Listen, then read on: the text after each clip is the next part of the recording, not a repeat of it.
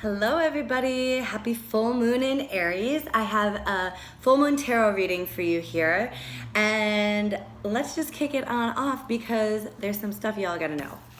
First and foremost, what we're dealing with is the devil. Okay, don't freak out, but I mean, that's the whole thing. The devil is all about fear, and the fearful energies that we have around moving forward into these next phases and next chapters of our life.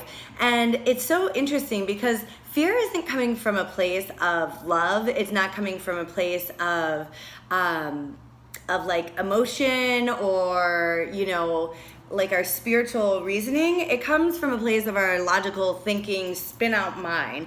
And we want to try to do some work here in the backdrop, which is this Two of Fire, which is what lies underneath. And Aries is actually a fire sign, and this Two of Fire popped up in this reading. And the Two of Fire is really all about, when you get stopped from moving the needle forward or moving yourself forward or moving a relationship forward, or like work feels stagnant, there's a reason that you have been stopped, and that there's great value for you to slow down and get into that stillness a little more. And that's a lot for people. That's like a really scary place sometimes, is to get a little more still.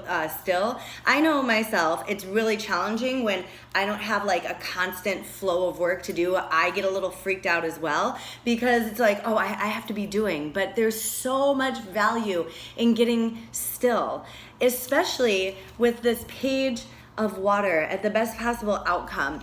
Now, the Page of Water is like a brand new emotional energy coming through, and this is like our best possible outcome through that stillness and spiritual and emotional listening and healing. We're able to call upon a new energy of emotion that is going to help us to get to the next level. Just a little bit of a word of warning for people who are really emotionally sensitive and like highly intuitive. You just want to make sure that in this period of the moon that you're not taking other people's energies on and other people's emotions and carrying that weightedness with you. Like, we all got enough baggage as an individual person. Taking on other people's energies right now is not gonna help you out. Like, you're really getting still, not to work out what somebody else needs to work out. That's their work. What you're here to do is figure out how to get still, how to get a little more insular, listen from the spiritual heart, feel into the emotions that have been driving you, see if they are actually making sense for you to right now to keep moving forward with that emotional state, or coming up with something new.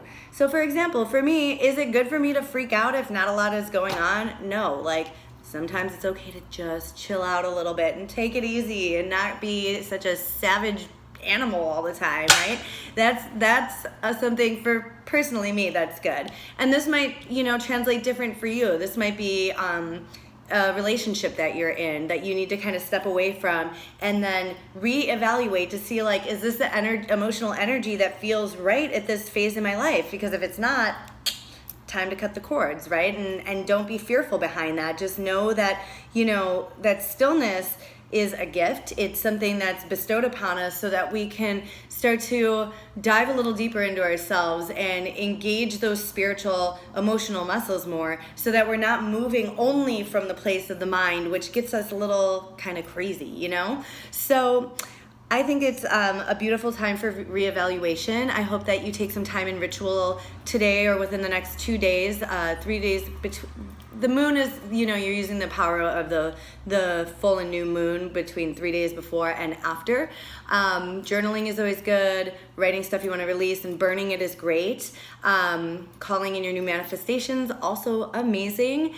And if you're interested in getting a little more clarity and insight into what's going on in your personal world, I would love to do a reading for you. I've been doing them for people all over the world, and I am so moved by the feedback that I get from it, because it's really helping people out to have, a better understanding about what's going on, and it's just such a beautiful gift. So DM me if you're interested, and I hope that you have a very blessed and beautiful full moon in Aries. Talk soon.